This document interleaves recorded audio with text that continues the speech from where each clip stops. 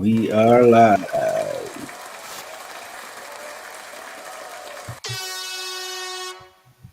All right, sports update. Adrian Reid was good. Good. Yo, Another episode. So I did want to start off with the Tigers. We see them lose Saturday, Game 5 of the ALDS. The season's over. They definitely overachieved, but got close, but not quite there yet. So Reid, what do you want to see from this Tiger season this off season to help them get over the hump? sorry. Yeah. I heard Scott Harris was talking about Javi Baez having a spot on this roster come spring training. He had the surgery that supposedly was supposed to help his hips, and that was the reason he couldn't hit. He hasn't been able to hit for the last 4 years, so I'm not sure if that was the reason before, but he's saying he might have a spot on this roster. It could just be, GM/coach speak, and maybe he's just saying that, so, it's not out in the open yet. But if he's on this roster come, February or whenever spring training is going to start, I don't know. I can't trust it because he does not have a spot on this roster anymore. He has showed you he's one of the worst hitting baseball players. OPS wise, he set the record for having the worst in MLB history. He's got a terrible WAR. He's just not a good player by any stretch of the imagination anymore. Even defensively, he's not good. So, you have a good guy in Trey Sweeney. He's young. He's 24. You could see what he has, but I don't want to see Javi Baez on this roster anymore. I want to see Illich open up the checkbook and get rid of him. As far as anything else the Tigers will have to do, a guy that I really like, who I don't think they'll get because he's a fielder, and I don't think they want to replace fielders. Get down. Is Brett Rooker from Oakland. I don't know if Oakland's going to be willing to shop guys because they are moving to Vegas and, all that's going on. But he's going to be a free agent, an unrestricted free agent. So I'd like them to possibly sign him if they could. But you definitely need a bat in this batting order. You need a third baseman too, whether that's Bregman, because he put out a tweet saying, thank you for the time in Houston. So I don't think he's going back to Houston. Maybe he could, but you definitely need another bat. There's nobody in this lineup outside of maybe Kerry Carpenter that, other teams should fear when they step to the plate. So my guy in the offseason, I would love to see it too, open up the checkbook and give Soto the $700 million or whatever he's going to get. But yeah, I don't think that's going to happen either. But Brett Rooker's the guy I want them to target. Yeah, I think it's kind of BS what Scott Harris said. Are you kidding me right now to have Javi Baez on this team? You could do a lot more with that salary cap. Like I said, I expect him. He needs to go spend some money. I think that's the main important thing. You don't have to go crazy, but you got to add some guys that are going to help these young guys coming along, especially some pitching. Scooble, there needs to be a number 2 behind Scooble. You can't continue to put this pressure on him, especially when it comes to him trying to compete for a championship and get to the postseason. So I think that's the main thing in him. So add some ready guys, but spend a little bit of money. Stop being a cheap ass and just let's stop the talking and let's make something happen. Yeah, the thing I'll say too about the arms, which I think that they will do. Another guy who's out there, and if you want to spend money and you want to have a nice 1-2, is Corbin Burns from the Orioles. He's 29, I believe, and he's he was 15-4 this year with a sub-3 ERA. He was up there, for pitchers until he kind of got hurt and towards the end of the year. So, do I expect the All-Star game, didn't he? Yeah, he started off over Scooble. But that's a guy that I'd like to see sign him. And if you have him and Scooble, and then I think you can make do with, Olsen and hopefully Job can. Job's not going to be pitching 180 plus innings next season. Obviously, he's 22. He'll maybe be 23 next season. So, I don't expect him to come out and be your ace pitcher. I think you can pitch him every few days, but I don't see him going a ton of innings. Especially the way Hinch plays. But if you're going to go that route, if you can solidify another solid arm behind Scooble, I think that would be nice. You have you do Scooble, and let's say they do get Burns, which I think is a pipe dream. It's not going to happen. I think Corbin Burns is going to probably be a Dodger, if I had to guess. But if you had Scooble and Burns, you're locking up 2 days that you're probably going to get a win every other week. So it's like that's nice. And then you can still stick with your bullpen type days with starting out pitching Job and Olsen, and then you go to your other guys that you have, and they might even go get more closer guys. But yeah, I think the two guys that I would love to see signed if they do end up spending money is Rooker and I mean maybe Bregman, but some other third baseman that is decent at fielding and not like a Gio Urshela or a Mark Canna or some one of those older vets that didn't really have the bat. I want a guy that can go in there and hit a single when you have bases loaded, not leave runners in scoring position like they did all playoffs. Yeah, they got to spend some money. Oh, Aaron Judge just cracked one out. Short, sorry. You don't know if you got a chance at these guys or not. You just got to spend the money, offer the contracts. The pitching staff. I think that's going to be interesting moving forward. Obviously with Scooble, yeah, you want to sign another arm. Joe, I don't know if Casey Mize is going to be back. Brisky did pitch well towards the end of the season and in the playoffs. I don't know if they put him in the start rotation to keep him coming out the pen. But yeah, mainly you just got to spend some money. That's pretty much what the boys got. Yeah. That's what I'll say too. Last thing I'll say is Job can't be a guy that's coming out of the pen and in the 5th, 6th, 7th inning. I want to see him starting at least. Do what you did with Mize, where you start him the first 3 to 4 innings, possibly, unless he's getting absolutely shelled. But I want to see him starting games. I don't want to see him in the middle of the rotation. But it's AJ Hinch, so you never know. But I would like to see him start off, kind of like they did with Reese Olson in the beginning of the year. Reese Olson was pitching phenomenal in the beginning of the year. Him and Scooble were 1 and 2. Reese Olson just couldn't. He was 0-4, but he had a sub-3 ERA or a very low 3 ERA, a bunch of strikeouts. He just had no bats behind him to get the win. So Reese Olson was pitching very good. Then he hurt his shoulder, and it was different. But he's young. But I would like to see Joe be a starting pitcher, at least in the next year's rotation. Like I said, whether it's 4 innings, 3, 4, 5 innings, I'd like to see that. Sure. All right, so yeah, we gotta see what they do this offseason, what moves are made. And I think the team maxed out on how far they can go in the playoffs with the roster they had. So do you so Adrian, are you expecting to see that Yankees and Dodgers World Series? Do you think that's gonna happen? I mean, I hate the Dodgers. It's probably gonna happen, but we'll see. The Mets aren't gonna go down without a fight. Like you see yesterday, they got smoked in game 1, but they played way better yesterday in game 2. Manaea was good. One of the relievers out for the Mets, but I expect it to be a series. At least I think the Mets losing 6, but it'll be a series. And I definitely think the Yankees have too much firepower for Cleveland at this point. They got to get back to the World Series. They haven't been back since they won in 2009. So, and this is what TV execs want. They want the Yankees and they want the Dodgers. They couldn't ask for anything better for them. Yeah, I don't want the Yankees in it. The Dodgers, I kind of pseudo root for, just family interest. I root for the Dodgers, but I think the Yankees, I can't stand their fans and I can't stand them. Cleveland, I can't stand anymore after the Tigers just had to play them. I want the Mets to win just because I feel like they're such a tortured franchise. You see any of those Mets fans and they get they just won the the NLDS on their side and the fans are crying and falling to their knees because they just have nothing and they haven't had anything. They've just been getting, absolutely bombed out every year. So, they spent a lot of money, but, they spent a lot of money, I feel like, in the good ways, and they didn't go out. And, other than, Lindor, maybe. Pete Alonso was already on the team, but I would like to see New York, Cleveland, obviously, just because I can't stand the fans for the Yankees. And, the Dodgers have already won. When you say New York, Cleveland, you talk about Yankees or Mets? Mets, obviously. Okay. Yeah, Mets, Cleveland. Just because, again, I would like the Mets to win it all just because of their fan base. As somebody who comes from a town with the Detroit Lions who are not good for all those years, and even the Tigers had times when they weren't good. I like to see when the little guy fan base is kind of win, even though I know the Mets are a little bit bigger fan base, obviously being in New York. Yeah, the Mets' last World Series win was in 1986. I was about to say 89. 86, yeah, just look that up. So, yeah, we'll go see. It seemed like the Yankees and Dodgers are on a collision course, but they got to play it out, so we got to see. Yankees out there tonight playing Cleveland, so we'll see how that goes.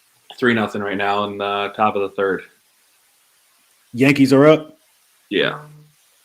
Okay, so yeah, looks like they're probably going to win that series. All right, so yeah, they want to get some Pistons in here. So the Pistons play their last preseason game tomorrow against Cleveland. They got the home opener next Wednesday against the Pacers. So Adrian, FanDuel has the Pistons over under win total at 25.5. So you like the over under on that? And what do you expect to see from these Pistons this season? I do like the over. I do like it over. I do like them to get to 28, 29 wins. What's the second part of the question? Sorry. Say that again. Do you see them going? Do you see them going over the 25 wins? Is what I thought. I definitely see them going over the 25. I'm gonna say 28, 29 wins they get. I like the kind of what been hearing from JB Bickerstaff. I know he just banned no hoodies during practice. So he said he wants to build a new culture. He wants to get it out the building. I know they've been playing looking pretty good in the preseason. I know they played like Suns pretty well, but I think they'll be a lot better. They're not saying they're going to be in the play-in or anything, but I expect to see new energy, new life from his team. Next thing we need is Gores to sell the team, please. Once we do that, then we can all move on with our happy lives. But who knows if that'll ever happen? But yeah, I see them going over.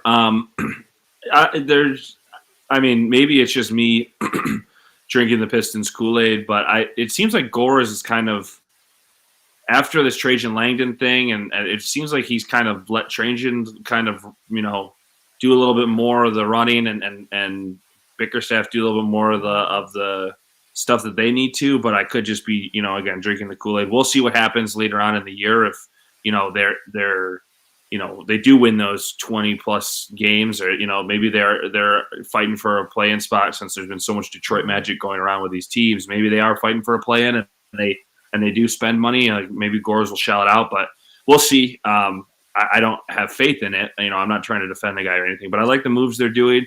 Jaden Ivey looks like a whole new player, at least in the preseason. I don't know if you guys saw that. He's shooting like 51% from three and like 60+% from the field. So hopefully this Vincent guy has helped our team shooting these 3-pointers like we need and got Jaden Ivey right. Cade's looked great. He had that one game, almost had a triple-double, again, preseason, but everybody was starting on the Suns when they did it.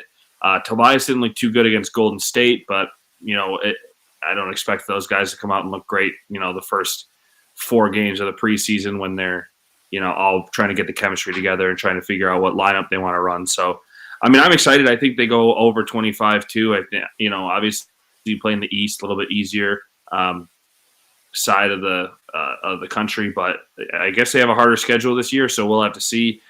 I just think if they can, get the threes down, get the spacing right, I think that they can go over the 25. Yeah, I think they're going to win more than last year. I think they won 14 last year. Yeah, so 14. Definitely going to win more than that. Yeah, they're going to win more than that, but it's just in the grand scheme of things, I feel like in the East, it's a lot of teams in front of them, and then like your 1-2 punch you're going to the season with Tobias Harris and Cade, I don't think it's going to be enough. They're going to be better, but in the grand scheme of things, I don't think they're really going to be competing for much. But again, as long as they're trending in the right direction, I'm happy. For me, it's not even Cade and Harris at this point. I think that they're going to do what they're going to do. For me, it's the improvement of what step is Jaden Ivey making. Because Jaden Ivey has showed us before. Granted, it wasn't a lot because Monty wasn't playing him when he was here, but I think most of it has to do with, can Ivy come out and be that, can he average, 18 points or like 17 and a half, 18 points, 6 assists, something like that on the year. That's the type of guy that you expect shooting 48 to 50% from three. He's the type of guy that you want him shooting higher. That's what you brought him in for, that explosive, athletic kind of guy. So I'm not really worried about Cade and Tobias because as long as they stay healthy, I think they're going to be able to do their things. I think it's mainly what we're going to get from Ivy and potentially Duran. And what are we going to get? Is Ausar Thompson going to play at any point in time this year? What's going to be status with that? I think that's something we definitely need to monitor. But as far as the coaching staff and the culture, I think it'll be a lot better, be more upbeat, more positive.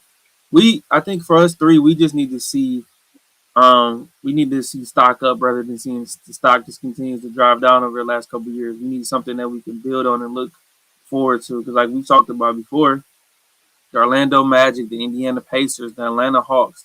They all was good, got In the same bad spot fast, we were, yeah.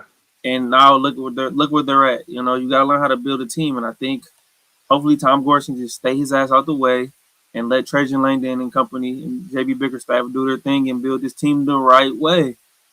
You get tired of picking in the lottery every year, and then we pick in the lottery the last 10, 12 years, and we got one star to show for it. So it's like something's got to give. Yeah, I don't want to be in the whole, like, I mean, as much as I would like him on this team because I think he's going to be a great player in the NBA, I don't want to hear anything, come 2 months into the season saying, "Oh, it's time to tank for a flag," or it's time to we're going to get another, well, you have the best odds to get the first overall pick. It's like, well, what's happened the last 3-4 years. Like, I don't want to be in that conversation. I'd rather be like, okay, they just missed a play-in and they got pick 10 or something, or they have pick 11. Like, it's not great. You obviously didn't have that great of a record, but it's better than what you were last year, and you're showing improvement. So I'd rather see that than having to go through another year of you're going to get the first overall pick and then landing at 5 or 6. Yeah, because tanking, nothing's guaranteed when you tank. We can't expect the NBA to do us any favors. Yeah, no. We know they're not doing us no favors. Not the city anyway. I will say the one thing, I mean, and it's still early because we don't know what Ron Holland's going to be, but the guy that I wanted them to take, who was just a raw prospect, TJ Salane, is killing it in Charlotte right now in the preseason. But again, he's even more of a raw prospect than Holland was. But yeah, I'm with Adrian. I need to see what's going to happen with Asar. Hopefully he's healthy. Hopefully we can, at least, maybe not at the beginning of the season, but at least after the first month, because that's a huge defensive guy that you want on the team. And hopefully he's been able to shoot and improve his three, because if he can do that, that's another big step forward in the right direction. Absolutely. So yeah, we're all anticipating this Pistons season, man. It should be a good one. It should be a good NBA season in general. So yeah, Pistons open up the season next Wednesday at home against Indiana. All right, so yeah, let's switch it over to college football. Let's get some college football in here, Reid. So Reid, who do you currently have right now as your Heisman front runners? Yeah, so I was going back over the list from, what was it, 2 weeks ago? Because we didn't do it last week. It's changed, not a lot, but it's changed more than people would think. So I'll start at 5 and I'll go down to 1.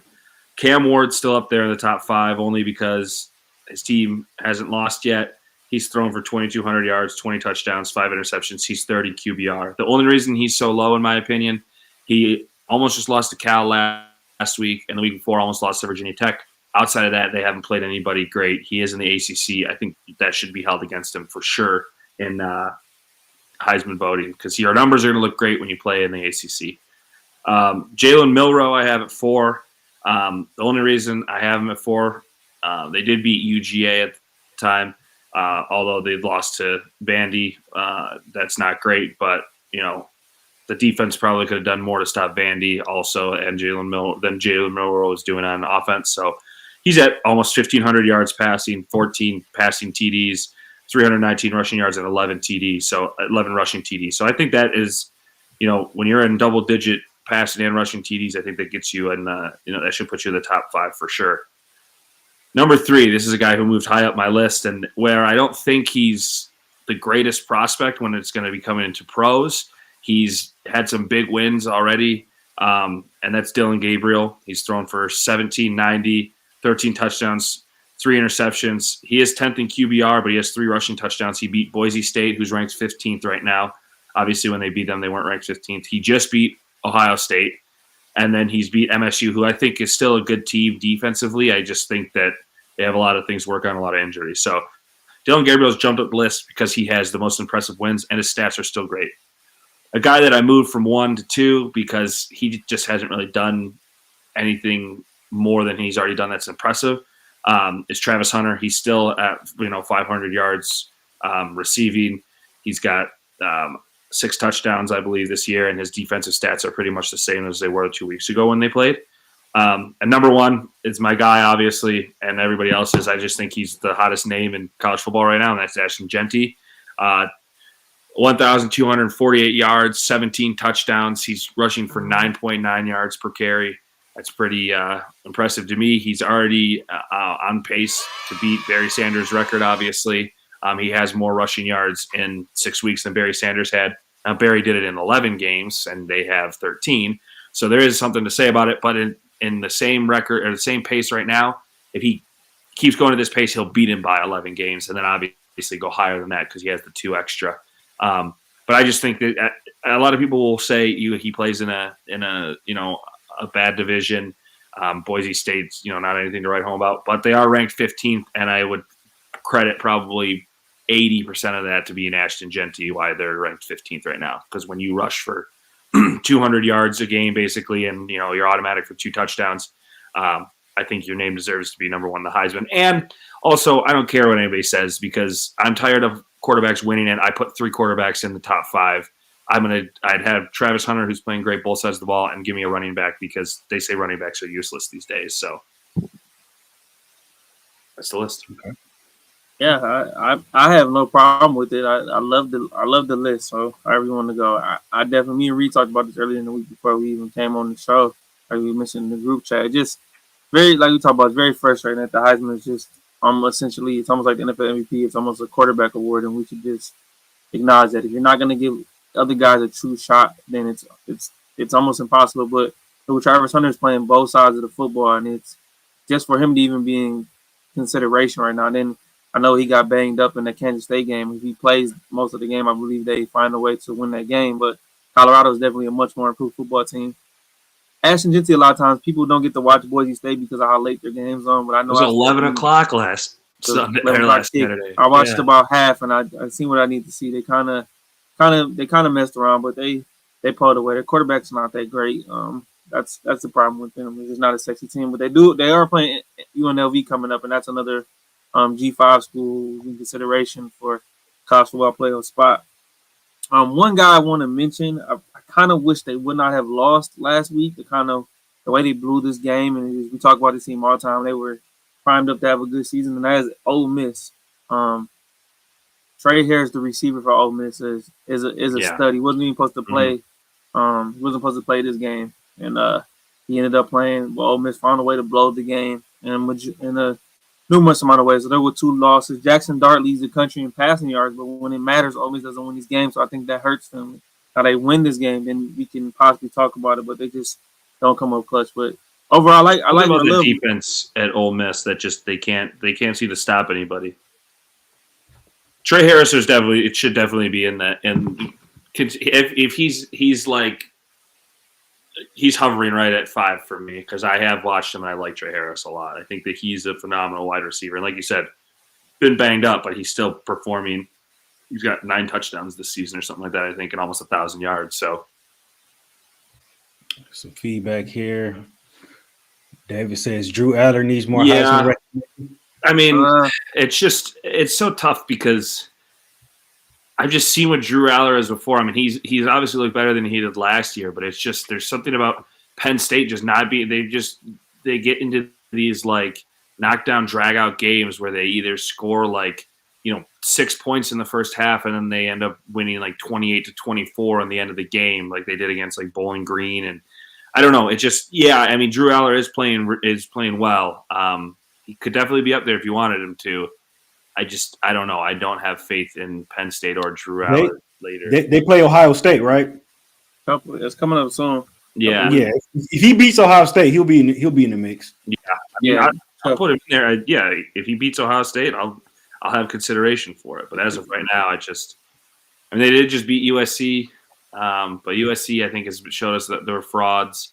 But again, every other game that they go out and play, they're like, projected to win by 24.5, and they, only win by 7. So there's, I don't know, something about Penn State and Drew Aller last year just really did not show me anything. So maybe the scheme's better now, but we'll have to see what they do against Ohio State, like Raaj said.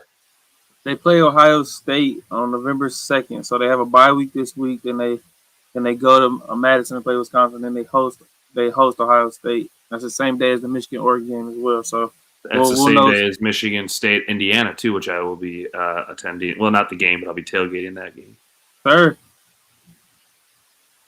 Okay, cool. Yeah, some good games coming up. Speaking of them games, let's get to our picks for this weekend's game. So, Adrian, you got Iowa at Michigan State Wait, Raj, Saturday. you didn't 7. give your feedback on the 5 on the Heisman list. Oh, the 5. Oh The yeah, what? I agree with you. I Okay. agree with you on those guys. They you had Genty number 1 right now, right? Yeah, Genty 1, Travis 2, Dylan Gabriel 3, Milrow 4, and then Cam Ward 5. Yeah, I mean, yeah, those are 5 guys. And then, like we said, I think Drew Adler's a cusp guy. We'll Trey see what Harris happens. again is a cusp guy. I think wide receivers are tough after the Devonta Smith's year and stuff like that. I mean, there's no Ole Miss is one of the heavier passing offenses, so maybe that's why he gets more. But I mean, he's incredible, man. I've watched him all year because obviously I've been watching Jackson Dart too. They've fallen apart, but Trey Harris keeps him in a lot of games. Him and Kyron Lacey are up there for being 2 of the best in the game right now. Yeah, there's a bunch of cusp guys that I feel as though if they get these signature wins, they'll put themselves in the mix a little more. Even Tennessee's quarterback too. So it's still some big games coming up for a lot of guys. So, all right. So Adrian, you got Iowa at Michigan State this Saturday. Iowa 7-point favorite in this one. How you see it going? I'm gonna take the Spartans in the upset. Coming off a bye week right now, hey, we've been bashing Aiden Childs. The rest of the country's been bashing him, but I think Jonathan Smith finds a way to get a big win in his first year as head coach. Give me the Spartans, 21-18. Okay. Yeah, I'm kind of with Adrian. I think that their defense is good enough to hold a bad Iowa offense, and I think Iowa's defense isn't as good as we've known them to be. I think like Adrian said, everybody's been kind of talking on Aiden. I think he can find a way to pull a game out here. Hopefully Nick Marsh is healthy to play, and I haven't seen anything on it if he is or isn't, but you got to get him heavily involved if he's there. And then Lynch Adams. I've said it week after week. They need to feed that guy more. I'm kind of over Carter. I think he's 2 steps forward, 5. He's 2 yards forward, 5 yards back after like every other run that he does. So I'm a little out on him. I like to see Lynch Adams come out here and get a few more snaps. But yeah, if you can get Carter downfield, as long as he's healthy, I think that you can beat that Iowa team. Yeah, I think if they want to win this game, you got to stop Caleb Johnson. Don't let him come run for 180, 190 yards or something crazy. Aiden Childs can't turn the ball over. Limit the turnovers. Then, like you said, get Katron. What's his name again? Lynch Adams. Katron Lynch Adams. Yeah, feed him the rock. Feed him. Give him like 23, 24 touches. Let him run you to a win. If they could do those 3 things, I can see them winning this game. So yeah, I like Michigan State in the points as well. All right, so Reid, you got trust K Mac. Yeah, what you say? So he doesn't trust K McNamara. Yeah, he's got PTSD. Yeah, I honestly don't see a lot of points being scored in this game either. I would take the under. What is it? 41.5. Ooh, I don't know, that's tough. That's 20. Yeah. That's that's 22 points each, basically. I mean, a little under that, but we'll say 22 points. What did you say, Adrian? You said 21-18. I mean, yeah, you could go under. Could go under. Yeah, especially if it's a heavy running game with Lynch Adams and Caleb Johnson. So yeah. All right, so Reid, you got Nebraska at number 16, Indiana. Indiana 6-0 right now. Indiana favored in that one by 7 points. How you see that one going? Excuse me. Yeah, that's Indiana. What a surprise, man. I know that my brother-in-law and my father-in-law are gonna be watching with bated breath because they're both Nebraska fans. So I don't know. Indiana kind of seems like a juggernaut. I as much as Dylan Raiola has shown you that he's good, they went out and they already lost to Illinois, who I think is almost just as good as Indiana. I would say give me Indiana in the points. I'll take Indiana. Wait, is it in Nebraska or is it? It's in Indiana. Okay, then give me Indiana in the points. I would take Indiana by 10. Man, I'm rolling with the Signettis all day. I told you guys before the season started that this Indiana team was gonna be much improved, Look me up. especially Is that what you with said? especially with the schedule, man. They're not playing. They don't have a juggernaut schedule. So, Kirk Kennedy had his press conference said they're gonna win. So he's feeling real confident. He brought most of those guys over from James Madison, but they're playing with some intensity. And let's not forget, Dylan Raiola is still a freshman. He's going on the road, and this will be a hostile environment. Indiana's ranked 16th. I don't even remember the last time they were ranked that high. So that goes to tell you that they're playing on fire right now. I like the running back from Indiana, Ellenson. Curtis O'Rourke is playing lights out. The transfer from Miami, Ohio. So it's playing well. Give me Indiana. Continue the streak and go 7-0. Yeah, and Indiana's the hot team right now. The 6-0 seems like they have all the momentum in this game, but you guys know how I do it. When everything leans one way, give me Nebraska to go on the road. Dylan Raiola getting a signature upset win right here. I like Nebraska in the upset. Give me Raaj Nebraska. special. It's everything's leaning too much. It's too much Indiana. I got to go the opposite way. I got to go the Special, opposite baby. way.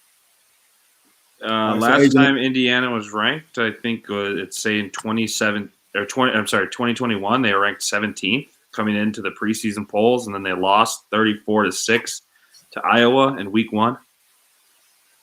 You said 2017? Unless that no 2021. Unless that's basketball, but I think I put in football. Yeah. okay, so they probably got in and out of the top 25 really quick. Yeah. Yeah, so that should be a good one right there. That's the big noon game. Reid, your guy Joe Clatt will be calling that one. Wait, Johnson? That's fine as long as it's not a Michigan game that they're calling, because I can't stand them when they call Michigan games. Yeah, well, that was my next pick. I was going to take it right there. Got a top 25 matchup. Number 24 Michigan at number 22 Illinois. Adrian, Michigan's a 3-point favorite in this one. What do you want to see from Michigan coming out the bye week? I want to see can Jack Toto throw the football. I think that's what we're all been looking forward to. He's had a week to prepare, 2 weeks. So we'll see. Illinois almost lost at home to Purdue last week in the shootout, 50-49 in overtime. So they ended up winning. So they're 5-1. I think it'll be hostile. I think I don't think Illinois is a tough place to play, but I think Michigan finds a way to win this game 24-23. Yeah, I'm going to still say Illinois because I said that they were going to beat, this was like 3 weeks ago. I said they were going to beat Michigan. Granted, they may have found a way with, Tuttle might be able to, be the guy who threw the ball. I know he threw it decently well against Washington when he came in, but I think Illinois is playing really well. I think they can come out and win this one. I'm very surprised that Michigan's favored because, they weren't favored going into Washington, right? No, they were not. 2.5-point underdogs. Yeah, so that's a little shocking to me. So I would probably take Illinois in those points, in the points.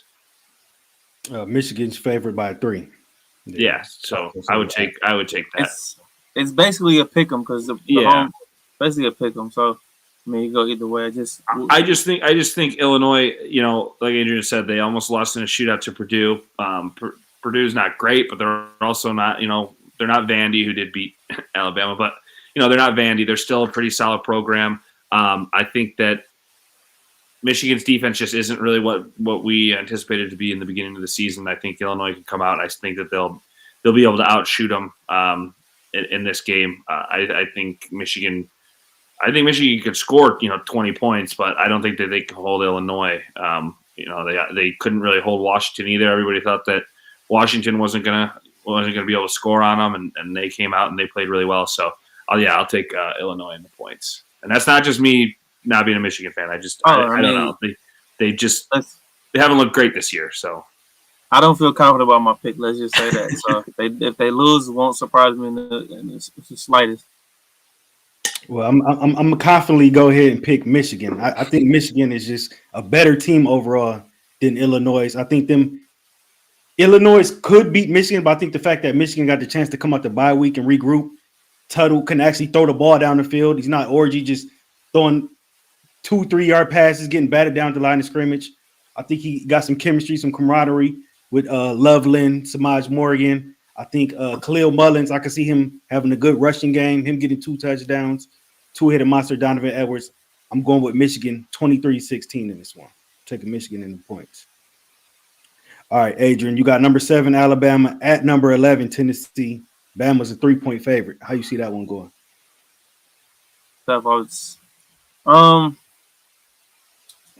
Alabama hasn't played great since that first half against Georgia at home. They've been up and down, lose to Vandy after that. Then they barely pulled a game out against South Carolina, with South Carolina blew that game. What is Jeremy Bernard doing? You're up. Just fall down, run the clock out. Said they score. Then South Carolina comes down, scores, misses the 2-point conversion, and gets the onside kick and throws a pick. So Bama is hanging on by a needle. This is just, especially off defensively, this is just an average Alabama team right now. You're very young in the secondary. And I know Tennessee hasn't played great in the last couple of weeks, losing at Arkansas and almost losing to Florida, winning in overtime and getting shut out in that first half. But give me Tennessee at home. That place will be rocking. Josh Heupel's in the offense's ear and saying they need to get it together. And I believe in Dylan Sampson will be the best player on the football field. That is Tennessee's starting running back. So give me Tennessee to win 31-27. Yeah, I'm with Adrian. Everything he said. I think. I just don't know what's going on with Bama. They look like they can, take on the world, and then their defense is just not great. I saw a video on what is that safety's name for Alabama? Malachi Moore. Yeah, he's running around. He's yelling at he's acting like a child. He's waving off his DC. It's just, it doesn't look great, and it doesn't look like Saban's Bama clearly. So yeah, I'm a big Tennessee guy this year. I like Nico. I think he's a great quarterback. I think as long as they can kind of corral Jalen Milroe, I think that they'll win this game easily. I think that Nico can outshoot that defense passing the ball. So yeah, give me Tennessee. What was the points? Bama's favored by 3. Yeah, so give me Tennessee. Over under is 56.5. Yeah, I mean, I could see that hitting. What was it against Georgia? It was like 35 to 30 something. What was that when Bama played Georgia? There was a 60+ points scored in that game, right? And then the Vandy game was 60+ points. 41-34 for the Georgia game, which is 70. That was 75 points. Yeah, so I'd probably take that in this one. Tennessee. I think Tennessee's a good team. I think Tennessee's going to win. I'll take Tennessee and the 3. If it was me, I leaned the under because I trust Tennessee's defense a lot more than Bama's defense right now. But I expect, like I said, I expect them to be majorly improved on the offensive side of the ball. We know Jalen Milroe can throw the deep ball. It's just the intermediate things, and he can't scramble out of the pocket and make a big play similar to Josh Allen. And he sometimes tries too much and makes a mistake. So I think it's going to be rocking in Knoxville. I just think this is a Tennessee team who needs this win more than Bama. And I think hands Bama their second loss of the season. All right, I think you guys know where I'm going with this. I'm leaning the other way. I think Milroe keeps his Heisman campaign going. They need this win. Don't get me wrong; they can get 2 losses and still get in the playoff, but they wouldn't be able to get any more losses after that. So they're playing for the playoff lives. I think Bama goes in there. Yeah, they've been winning by the skin of their teeth the last couple of weeks, but I like Bama. I like Milroe to keep the Heisman campaign continuing. Give me Bama by 3 points. I'll take them by field, though. I'm taking them by field. I think it's a close game. All right, my last game here, Adrian. You got number 5, Georgia, at number 1, Texas. Texas 4-point favorite in that one. How you see it going? I'm pulling the Raaj, and I'm going with UGA. Carson Beck hasn't looked great. Georgia struggled a little bit, especially after that first half against Bama, but I believe he turns it around and they go and get a win in Austin. Everybody's going Texas, and arguably they have been the best complete team in the country this year, no doubt about it. But like Raaj said, when everybody goes left, I go right. So, hey, I'm taking UGA. Carson Beck's going to have a great game. I think that run game is going to get them over 200 rushing yards, and they're going to shock Steve Sarkisian in Texas. And let's think about it. Texas played an Oklahoma team last week who was depleted on the offensive side of football. Their top 5 receivers are out. Quinn Ewers struggled. This Georgia defense still has players, man. Let's not act like they're not good. So everybody thinks Georgia's fell from grace. So I just think they're motivated, and I think they're going to find a way to win. Give me the score. I'll say Georgia 20, 24, Texas 21. Yeah, I can't do that. Georgia has looked like absolute dog water all year. Carson Beck's throwing for 500 yards, empty calorie yards last week. Basically, I just think that team is in shambles, and I think Sarkisian and this Texas offense are rolling way too hard. They finally have some running backs healthy that are playing well. I think they're just a freight train, and they're going to run through everybody. You got to go to Texas, which is a hard place to play. Especially for a big game like this. They're finally back to ranked number 1. They're finally the team that's, that where they always want to be. I just think Texas is going to absolutely hammer them. I think the score is going to be, it's going to be like 40-24, 41-24 Texas. I think they're just going to absolutely dog walk them. Interesting. Okay. I'm gonna go ahead and drink the Texas Kool-Aid here. I like Texas in this one. They seem like they're just clicking on all cylinders right now. They're at home. Georgia, man, they just haven't had it this season. If they can make some big plays in the passing game, I think Carson Beck's gonna have to make some big plays in the pass game in order for them to go upset them. Which I personally don't think he's gonna do. I think Texas is the better team. They're at home. They're number 1. I'm running with Texas in this game. And the over-under is 55.5. So I'll take the over. What did you say it was? I'm sorry? 55.5. I think that's about right. I'm going over. And before we move off the college picks, Rod, just one. I'm giving you guys my upset special of the week. I'm going to start doing this every week. I'm going to give you my upset special. Maybe because I seen this game and it caught my eye. Number 8, LSU travels to Arkansas, Fayetteville. Arkansas is coming off a bye week after that big win at Tennessee against Tennessee. Give me the Razorbacks to win this game. What's the spread on that game?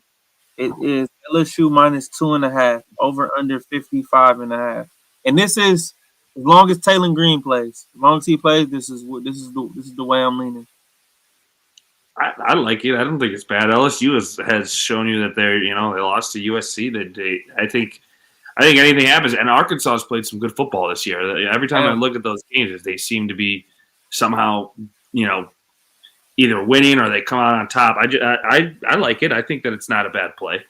They blew that. Now I look back. They blew that game to Oklahoma State when they were up 21 points on the road. So they should be relatively 5-1. But this is a much improved Arkansas team that I've watched this year. Okay, so Adrian, you just seen the LSU commit play the other day, didn't you? Bryce Underwood, Belleville's quarterback. I did. I'm going to the game again on Friday. They played Dearborn Fortune, but I did watch them last week. I was impressed. It's all the talk, all the hype. It's much deserved. Okay. All right, cool. All right, let's switch over to the NFL. So Reid, Lions, man, they spanked the Cowboys 47-9 coming out the bye week, looking really good. But unfortunately, they did lose Hutch. So where you at? What's the state of the Lions right now? Yeah, I still think spirits are high on my end of all of it. I think, the offense is obviously showing you that Ben Johnson's got the offense clicking on all cylinders. It did help that the defense and Dak looked horrible, but it did help that the defense was playing really well. Hutch had, potentially 2 or 3 sacks in that game, and then unfortunately McNeil, came up the middle and they met at the wrong place and obliterated his leg, which stinks. And the worst part about it is he was, on a potential defensive player of the year campaign. He had already, 6.5, 7 sacks almost after that game. It's really tough. So I'm not pushing the panic button yet. I would like to see Brad Holmes go out and try and, get a top end guy. I don't think everybody keeps saying Max Crosby. I say one. I don't think that Mark Davis is going to want to trade him, even though they just got rid of Devontae Adams. But Devontae Adams was wanting out. He was ready to go. Whether Max Crosby looks like he wants to be out or not, I think that he just signed the big extension. He wouldn't have signed a big extension because he could have gotten that money anywhere else anyway. So I don't think Max Crosby's going to leave, and I don't think Brad Holmes would trade the 2 firsts, the second, all the other picks that he would have to trade away because we know how Brad Holmes is with those picks. Myles Garrett's kind of an interesting talking point because Cleveland just got rid of Amari Cooper for a 3rd-round pick. So that's interesting. I think maybe if you could trade and send a first and maybe a second to Cleveland for Myles Garrett. He's a little bit older than Max Crosby. He's going to be 29 in December. But again, I don't think Brad Holmes is going to want to part ways with a first. So I think you're going to look at like a Zadarius Smith, an Azeez Ojulari, one of those like B guys that are around on those teams that you could trade away. Hendrickson out of the Bengals, he wanted out last year. He signed a 1-year extension. Bengals look terrible, so I think those are guys that you could trade, second or third round pick for and get them on the team. But they need to find someone. I'm not happy with the Isaiah Thomas sign, practice squad guy. You need at least a true name that's going to be able to rush the passer every time and potentially get you 9.5 sacks this year. Because if you don't do that, like I'm curious to see what happens against Minnesota this week. I think if they beat Minnesota, I think Brad Holmes is going to wait on signing trading for a big name pass rusher. If they lose, I think he'll have a little more urgency for it, depending on how the defense plays. Aaron Glenn's going to have to put up a lot of blitz packages this week for Minnesota. Yeah, I don't think the Super Bowl window's closed. Now, if we're having a different conversation and you're telling me this is Jared Goff, then yeah, completely. They're completely out of there. But losing him is tough. I know he's leading the league in sacks where he gets hurt. It sucks. I broke my ankle, so I understand. It's not fun. Hopefully he comes back. He comes back better than ever and stronger. But it's the NFL. Nobody feels sorry for you. My Steelers are dealing with a ton of injuries on the offensive line. So they have enough talent on the defense right now, especially at the linebacker spot in the secondary, to where it can hold over.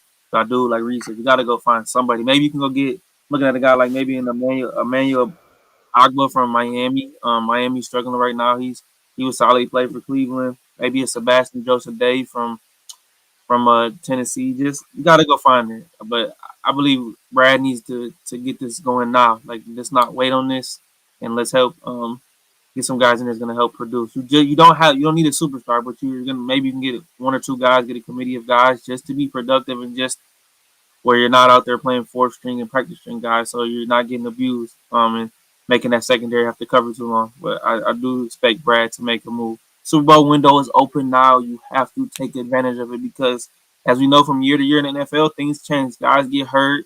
Guys get mad. Coaches leave. So when you're playing well, take advantage of the opportunity. Trust me. Yeah, I need James Houston to have a coming out party too. Like it's all there for him now. So we'll see if he takes advantage of it. Don't expect it. He hasn't done it when Hutch was there either. I mean, he's been hurt and he's been. I think the James Houston experiment is over. I think he was a flash in the pan. He got hurt. I think James Houston is, because he hasn't even gotten the time now when he was back fully healthy and then he got hurt again. So yeah, I don't know. I think James Houston's time is up, unfortunately. Yeah, other guys have got to step it up, man. McNeil had a strong game against the Cowboys. Pascal's been decent this season. Onzarique's had some flashes. So yeah, Pascal's got to stay healthy. That's what I worry about. Yeah. I think they're going to do it by committee now, though, for sure. Yeah, that's why I said a guy like Ojulari, the guy from Tennessee that Adrian just mentioned, who I forgot his name already. Sebastian Joseph Day. Yeah, there's one other guy in Tennessee too that you could potentially trade for, whose name escapes me again. But not Harold Landry. Yeah, Landry was one, but again, he might be a little bit, more of a price tag. But anyway, I just think I don't think he's going to get a Myles Garrett because Brad Holmes, cares about these picks too much. I think you're going to, maybe his 3rd or 4th rounders he doesn't mind about trading away, but I think it's going to be, I think again you're going to get a Zadarius Smith or a Jadeveon Clowney, maybe some of these older guys that are out there that can pass rush. This Jadeveon Clowney on the roster? He's on Carolina. Yeah, Carolina.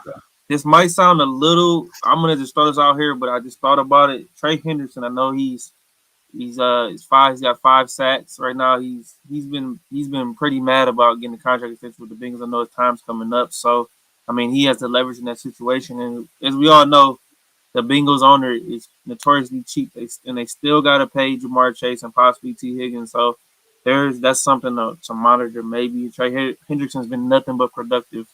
That was the guy that I mentioned as well. Plus, he has familiarity with Aaron Glenn and Dan Campbell for being in New Orleans. So I would like that. I would like to go sign him.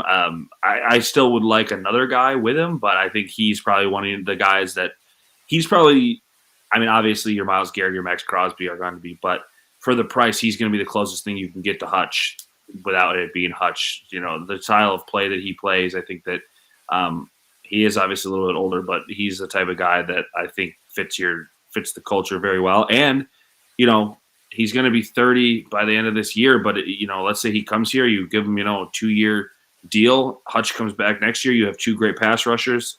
You could draft a guy later who can, kind of learn out of them. So I think if you had Hutch and Hendrickson for, the next 2 years, you're pretty solid on pass rush. I think that would be a good one to do. I think he's going to be your cheapest option when it comes to trading, and I think signing him isn't going to cost you an arm and a leg either.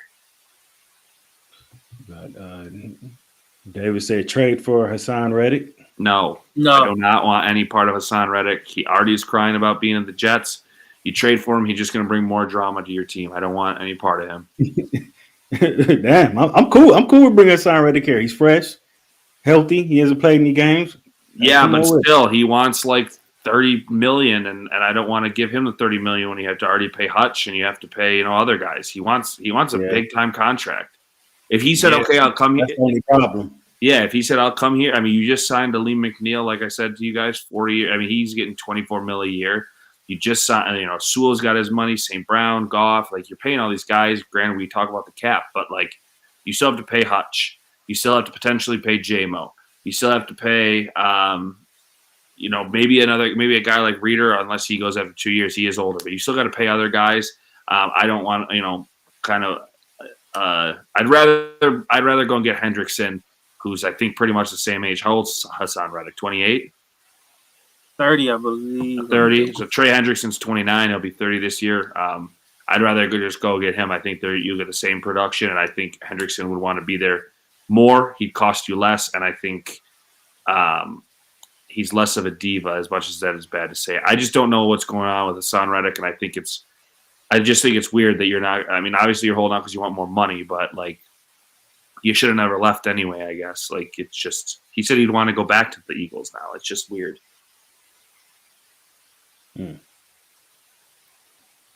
So Reid lines at the Vikings. First place in the NFC North, Minnesota -3. I think I know which way you're leaning. Yeah, I mean, I want to, I hope you can hold them to enough of defense, somehow lock down Jefferson and maybe Aaron Jones doesn't play because he's still hurt. They're not going to have Hawkinson. I mean, maybe you can hold them to enough offense to where if your defense plays just well enough, the offense is obviously humming. If you can outscore them, maybe you can beat them. I'm holding my head high. I just think Sam Darnold might have too much time in the pocket if you have no pass rush. So we'll see. I'm gonna go with my Lions. I'm gonna pick them because they looked great last week. Even when Hutch left, they still looked good. Maybe Cowboys stopped playing because they were defeated, but I think if you can still keep your foot on the gas, and they want to, the team wants to play for Hutch too. You saw all the posts. This is for him or his injury. You're still playing hard, so I'm still gonna go with the Lions. They've done it before with much worse, and I mean they beat a 5-0 Vikings team before. Yeah, it's a tough game for me. I'm gonna go opposite of Reid, and I'm gonna take the Vikings just because they're at home and they're coming off a bye, fresher. Lions are coming off a big win against Dallas. I think that Hutch injury kind of, did kill some of the spirits, but I don't think it's gonna kill the confidence. But I just think Minnesota being at home, coming off that bye is a major factor in this game. Their offense has been humming, on fire. I'm going to take Minnesota Vikings to win 27-23. Yeah, I'm gonna take the Vikings in this one as well. I think they stay hot. Them coming off a bye, them being at home. I think they're gonna end up splitting with the Lions winning the second one at Ford Field. So I'm running with Minnesota in that one. All right, so Adrian, seen the trade today. Devontae Adams, he's going back to the New York Jets to team up with Aaron Rodgers. They traded him for the hold on, I got the stipulations of the trade. It's a second round conditional or third round conditional that could be a second. Yeah, second. If Adams is a first or a second team All Pro this season, or if they make the AFC Championship or the Super Bowl, then it'll get activated to a second round pick. So, yeah, how do you like to move, Adrian? I think it's good for both sides. The Raiders, we know they need to stack up draft capital. I mean, they're not going to win with Devontae Adams right now where he's at in his career. It doesn't fit his timeline. We know, unfortunately, I wanted to go to the Steelers, but I mean, that's another receiver this year that we don't get. But with the Jets, I mean, it's a logical fit. Aaron Rodgers and Devontae Adams played together from 2014 to 21. I led the NFL in touchdown passes between a receiver and the quarterback in that time frame. That's where he made his name. The Jets are just showing you they're giving Aaron Rodgers anything he wants. So I think that spells Mike Williams is out the door, especially after last night. Slip dropped that pass. He gets blamed for it. That's one thing I didn't like about Aaron Rodgers, blaming his receivers, things like that. But I think it's a good move. Will it make Garrett Wilson happy? He says he's cool with it, but I don't know. It's going to cut some of his target share down. But the Jets pretty much have no excuses, man. You got to figure it out. Giving Aaron Rodgers everything he needs. It's just very annoying seeing Aaron Rodgers always complaining all the time, and he's getting everything he's asking for. So, it's a good move for both sides. Now the Raiders can figure out what they're going to do moving forward, which number one priority for them is to figure out what quarterback they're going to attack in next year's draft. Yeah, I mean, I think it's a fine trade. They asked for a third, they got a third. I don't think it's ever going to turn into that conditional second. Do I think he can maybe make the All Pro? Sure, but there's no way that they're going into an AFC Championship or a Super Bowl, in my opinion. I just think the Jets are not that good of a team, like people think. It was a good trade. Raiders got what they needed for Devontae Adams. He wanted out, obviously, and then you reunite Aaron Rodgers. You continue the NFL soap opera of having those two back together. Again, I think the Jets are just not going to be as good as anybody thinks they are. It's a cool story to get him back with Aaron Rodgers. I just don't think that they're going to be anything. Yeah, I mean, in the grand scheme of things, I don't think they're going to be in the mix, but this was a good move because Mike Williams and Rodgers just haven't been able to get no chemistry. He was supposed to be the number two behind Garrett Wilson. He's been anything but. They just can't get on the same page. So I think that 1-2 punch with Garrett Wilson, Devontae Adams, Breece Hall at running back, the rookie out of Wisconsin, he's a good back as well. Allen. Yeah, Braylon Allen. So this move helps them, but in the grand scheme of things in the AFC, they're still not one of the top dogs. All right, some feedback here. Here, Cole, get a shot. David said, did Rodgers have something to do with Saleh being fired? He says no, but we never know. I think he did, but I think Woody Johnson and Saleh were kind of not seeing. I think he was on his way out. Yeah, I agree. I just think the Jets are too much of the Jets are the Mets of football for New York. They just are not. They have those diehard fans. They don't win anything. You have you share a stadium with the Giants. It's just. I think the Giants are Giants have won the Super Bowls recently. More recently than the Jets, but I just think that the Giants are the darling and the Jets are the redheaded stepchild. So nobody's ever going to look good as a head coach there. Saleh is probably going to go and be a DC in San Francisco or something now. All right, Cher says I think we can get the N Hendrickson from Cincy. Yeah, I think that's make the call. I think that's the most realistic one that you're going to see. It's probably him. Yeah, because there was even talks about it last year when he asked for the trade. Mm-hmm.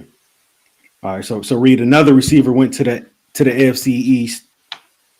Is it? Yeah, the AFC East. Mm-hmm. Your boy Amari Cooper went to the Bills. Josh Allen got another weapon. So how do you like that move? Yeah, I mean, I think it's great. You obviously lose Stephon Diggs, who still shows you that he had some gas in the tank. Garrett Cole is just dying right now. I'm sorry. Yeah, Stephon Diggs got traded. So, I mean, they drafted Keon Coleman, but he showed you that he's, not maybe ready to be that number one guy yet. He's still playing decently well, but he doesn't get the crazy targets like, Khalil Shakir does. But Khalil Shakir is, also a guy who's just a smaller guy. He gives you only so much. You need that big body red zone guy. And I think Amari Cooper gives you that. So, I think it was good for the Bills. I mean, they gave up a third-round pick for him.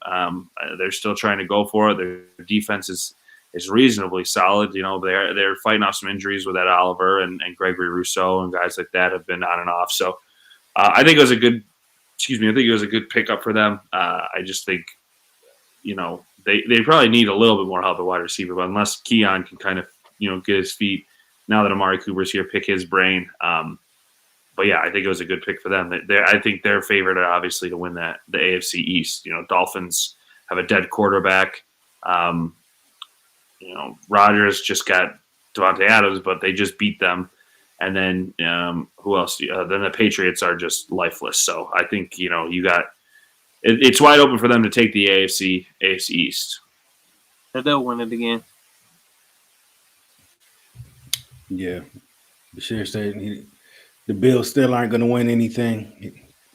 So I guess that trade doesn't move the needle for him. All right, so Adrian, your Steelers. There's speculation that Mike Tomlin's going to be giving the starting QB job back to Russ. Some rumblings about it. You guys got a lot of injuries on the offensive line right now. What's the state of the Steelers? I guess consistency is what you could say right now. They're dealing with all these injuries. I talked about Zach Frazier, our starting center, rookie we drafted. He's out with an ankle injury this week. I know. Highsmith's been out. Herbig is out. It's not injured. They're making do with what they got. Ryan McCullum is going to be our starting center this week coming up. So we'll have to make do with it. But as far as the Justin Fields and Russell Wilson thing, I've been a big proponent of. I think Justin Fields needs to be the guy until he proves otherwise that he can't. Hey, is there certain things that Russell Wilson can do better than Justin Fields as far as throwing the ball down the field? Yes, Russell Wilson's mobility is shot.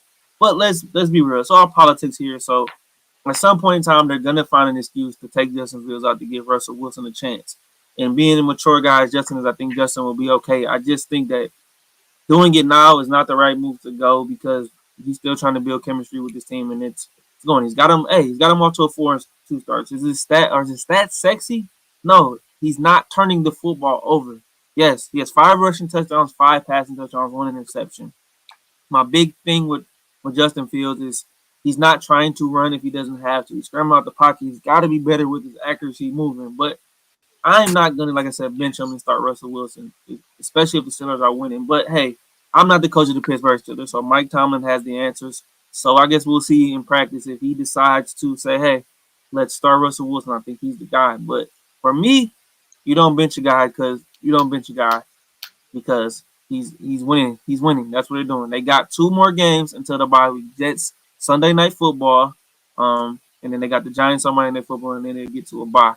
So I guess we'll see as the week progresses. But like I said, long story short, Justin Fields still needs to be the guy. Yeah, I agree with what Adrian said. It doesn't help. I said this to you earlier in the group. I don't think it helps the confidence of a 25-year-old quarterback who had all the confidence ripped away from him when Chicago decided to trade him away after 4 years of being there and trying to help them win. And then, you obviously come to the Steelers and gracefully you get started because Russell Wilson got hurt and wasn't able to play. And then you've shown them. You've led your team to 4-2. They just almost scored 40 points this last week by the help of Justin Fields running in 2 touchdowns. Najee Harris finally caught fire and actually played well. I think he had 14 for 110 or something and a touchdown somewhere around there. It's just I don't know. I mean, you take away it's like that's like, okay, you're being promoted to manager, and then, your old manager comes back in and they're like, well, you don't have that position anymore. It just doesn't help with the guy's confidence, I think. And maybe the only like tinfoil conspiracy theory I can think of for the Steelers is potentially they're going to be using this as like a trade chip. They want to show people if Russ still has it or something. I don't know, but that could be something that they're trying to do. A lot of quarterback needy teams out there. The Raiders are one of them. I thought it would have been good to trade Devontae Adams for Russell Wilson because they need a quarterback. But again, Russell Wilson's a shell of himself. You just got to see what happens. If he does start, maybe your best bet is that he just doesn't look good. They eventually bring Justin Fields back in. But again, I just think that it doesn't help a young man's confidence to sit him after he's played well for 4 weeks and plus 4 weeks plus. Yeah, it doesn't make sense, especially with the problems you guys are having with the offensive line with injuries. You don't. Fields can at least escape that. Yeah, he's way more mobile than Russ. Russ is going to be rusty, and he's coming off a leg injury. So I don't get it. Maybe this is smoke and mirrors to distract the Jets Sunday, but if he's really going to do this, it doesn't really make sense to me. I agree. Bashir says Russ' career is over. Leave Fields in. Let him be the guy. He's young and has skill. Coach him up and put some talent around him. And that's another thing too. Like, maybe you want like better passing stats because again, what did I say? Fields had like 1,100 yards. What's it? 5 passing touchdowns or something like that. But it's like you're bringing Russ into the same situation. You mentioned it. Both of you guys mentioned it. Bad offensive line.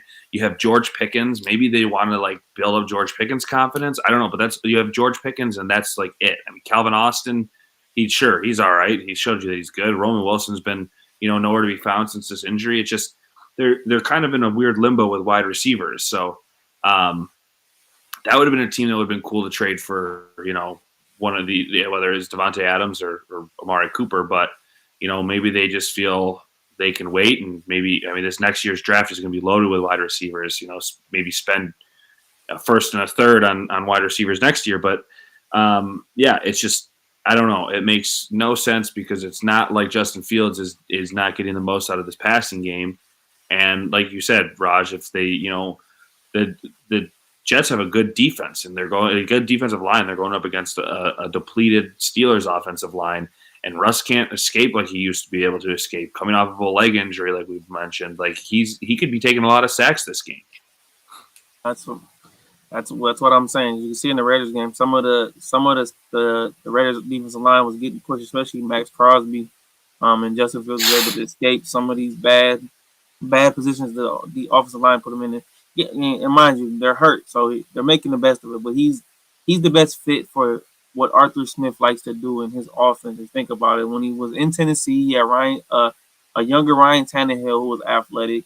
He wanted a younger Desmond Ridder, but Desmond Ridder was terrible. He doesn't want a statue or older guy quarterback. He needs a guy who's going to fit his offense. Like I said, yes, they need to add some more talent on the offensive side of the football.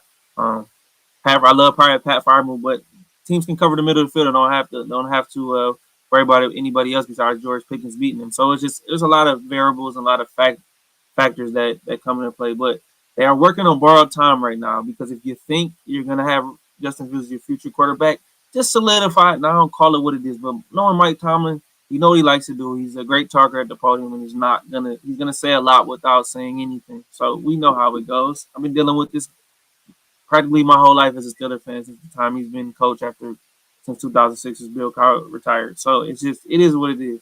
But I do agree with you guys. They need to this offseason, whether they make the playoffs or not, the priority needs to be spend money and capital on offense. They're making the playoffs for sure. That division stinks. Like they're making the playoffs. I think the Steelers can do enough to make the playoffs. How did Roman Wilson look in that game, Adrian? He didn't really play too much. He was active, but I'd seen him a couple of snaps, but he didn't really do anything of anything relevant. So I don't know what the issue, what's going on there right now with him. No, Mike Tomlin had a comment, said he's got to jump onto a moving train. Just these Tomlinisms he likes to say all the time. So we'll see, man. We'll see. They're gonna need him. I know the Jets are are struggling a little bit defensively right now. I know they lost Chuck Clark. He's on IR, the starting safety for the Jets with an ankle injury.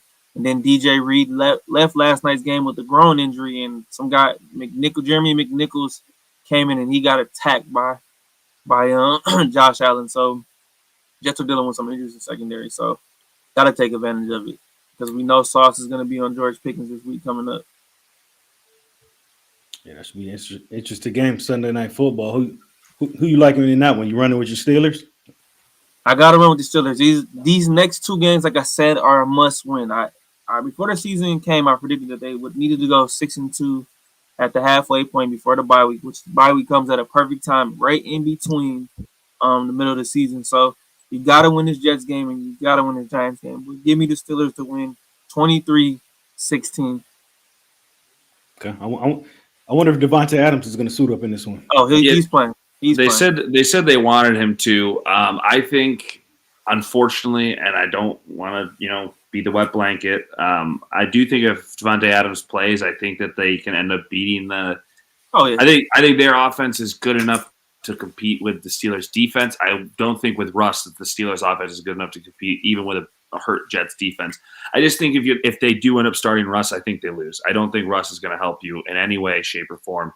I definitely think Justin Fields is the better option against this type of Jets defense. The escapability, look what Josh Allen did yesterday, being able to escape the pocket and get the ball downfield to guys. Najee Harris is going to have to run well, but I think if they play Russ, I'm going to take the Jets. If they play Justin Fields, I'll probably take the Steelers. But as of right now, saying Russ is starting, I'm going to take the Jets. Yeah, clean sweep. I'm running with the Jets as well, especially with adding Tay Adams in there. All right, shout out to Jaleel for the donation to the show. Appreciate you, Jaleel. Appreciate it, Nick. The fight Nick Sirianni, you got to get your coach, man. Losing it right now. Yeah, at least they're coming off a win. At least they're coming off. They'd lost that game to Cleveland. Sirianni probably would have been out of there. He needs to be gone now. And Jaleel got one for you, Reid. He said, Reid, you love bang the wet blanket. LOL. Only when I need to be. Yes, sir. All right, let's close it out here. Let's close it out with Adrian's top 5 list. Adrian's current top 5 NFL teams. All right. This was a little tough this week. Some things are starting to shape up. But let's go with number 1. They're coming off a bye week, so they didn't play this week. The Kansas City Chiefs. Even with losing Reid's boy Rashee Rice, they had a game last week on Monday Night Football against the Northern Saints. Patrick Mahomes throws for over 300. Kareem Hunt's looking good. The defense is looking good. They just continue to find ways to win. Juju Smith-Schuster, former Steeler, has over 100 yards receiving.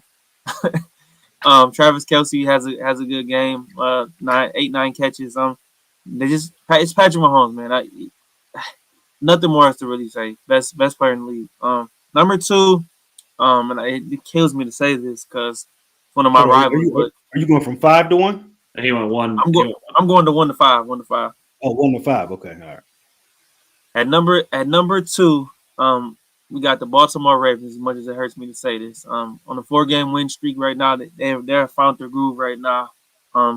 Playing phenomenal football. Lamar Jackson's playing at a high level. Derrick Henry continues to make the Titans regret why they got rid of him. Just on man on the mission. This Ravens team is on fire. Number 3, Lions, one of their rivals, the Minnesota Vikings. They didn't play last week, come off a bye week. They're looking good as they play the Lions this week. And at number 4, the Detroit Lions, baby, coming off a huge win against the Dallas Cowboys on the road and showing the world that they're good. And number 5, got the Houston Texans. 5-1. C.J. Stroud and company has looked great. Will Anderson 3 sacks against the Patriots. Well, they're not that good, but C.J. Stroud continues to do his thing, and the Texans keep improving as a football team. And right outside of 6, 7, 8, because I think these teams are right there right now. 6, I got the Buffalo Bills. 7, Tampa Bay Buccaneers, and 8, the Green Bay Packers, which means 4 of the top 8 teams or 3 out of the top 8 teams are NFC North teams right now. I didn't have the Bears in there because the Bears have played the Sisters of the Poor in the last few weeks, but the NFC North is loaded. Before I go to the list, did you see the NFC North's point differential versus everybody else's in the league? They're the only division with plus, right? No, no, but they're the only division. The lowest point differential is the Packers, and they're plus 41 in point differential. I think the next closest team is I don't remember who it was. I think it was somebody in the AFC West, maybe the Chiefs. I can't remember, but they were plus 18 was their point differential. If you add the NFC North's point differential all together up, it's like 200 and it's like 220 or something like that, 230. The next closest division is like 40. It's crazy. The NFC North is just putting points on everybody like no other. But anyway, I think it's fine. I would personally – the Ravens are a little too high for me. I don't think that Lamar has been playing well enough. I think that they've leaned on Derek, which they signed him for this reason, but they relied on Derrick Henry heavily, and they played a not – I mean, Washington's obviously playing well, but they're still playing a rookie quarterback. The offensive line's not there. They had a hard-fought battle against Washington, so I would move them down to 4, and I would push the Lions up to 3, just because the Lions have scored 80 points in the last 2 weeks. Now Hutch is gone, so that could change the rankings obviously next week. But like you said, I mean, the Chiefs are the Chiefs. They're playing well. The Vikings are the Vikings. As of right now, they're playing well also. Brian Flores' defense is looking great. The Lions looked great too. I mean, they just absolutely smoked out Dallas 47-9. The week before, they beat Seattle pretty handsomely. So I would put them at 3 and then just move the Ravens down to 4. And then 5, Houston. Yeah, I think they're fine. I think that they had a little bit slower start. Obviously, there was the Bears game and things like that. But I think they're finally getting it clicking. It stinks that they lost Nico Collins, a Michigan guy. He's at least on IR, so he won't be back for another couple of weeks. But I mean, you still have Stephon Diggs, Tank Dell, all of them played well. So yeah, I think it's a fine list. I just would put the Ravens at 4 and the Lions ahead of them. Obviously, next week could change with the Lions' loss. Yeah, Texans only got 1 loss. Yeah, 5-1. And don't forget, Baltimore travels to Tampa on Monday Night Football next week, so that's going to be a huge game. They're doing a doubleheader again on Monday. I don't know why they keep doing that, but Terrible. X says only 2 strong teams are the Lions and the Vikings. Everyone else are losing to bums, including San Fran. Well, I mean, what about the Chiefs? San Fran hasn't looked great. The thing I'll say about the Chiefs is they didn't look great against the Chargers, but they still beat them. And I mean, yeah, they're battling. Well, who did they play before their bye? They played one person team. Yeah, the Saints. Yeah, so I mean, the Saints everybody thought was world beaters, but then they kind of showed that they weren't. They're just the Chiefs. They just always find a way to win. As much as I hate to say it, you got to put them at 1, no matter if they're, if they're 3-3 right now, you don't put them at 1, but they've only lost 1 game, right? No, they're undefeated. Oh, they're undefeated? Okay. I thought they lost. The Vikings are the only. It was a close one. The Vikings are the only 2 undefeated teams, but the Chiefs do travel to San Francisco this weekend, so that'll be a huge game. Yeah, isn't that the game of the week? Yeah, I believe so. 4:00. Yeah, it's the 4:00 game. Brady will probably be calling that one. I'm assuming. Oh yeah, 100%. I'm early pick, but I'm gonna say the Chiefs definitely are going in that game. San Fran has just looked so weird. They're beat up. They're beat up right now. Yeah. Yeah, I'm running with San Fran. Give me San Fran in the upset. I like San Fran in that one. All right, well there it is. Anything else you guys want to add before we get up out of here? No, sorry guys, we missed last week scheduling conflicts, but we'll definitely be back next week. So we had a lot to catch up on, but it's another good week of football coming up, college, NFL. So I'm looking forward to it. Hopefully my Steelers don't piss me off and blow another primetime game like they did a few weeks ago against the Cowboys. So we're holding on for that, fellas. But I'm excited for the week coming up. And NBA will be back next time we're on air. Next Tuesday will be opening night of the 24-25 NBA season. Yeah, do a wellness check on me for Saturday because we might be losing to Duke. And We'll check the air pressure in Reid's house. Make sure he's not free falling. I'm gonna be out back by a fire pit by halftime and not paying attention to any football. Just I might turn my phone off. Don't tell me Duke's favorite in that one. Yeah, I think they were 3.5 last I looked.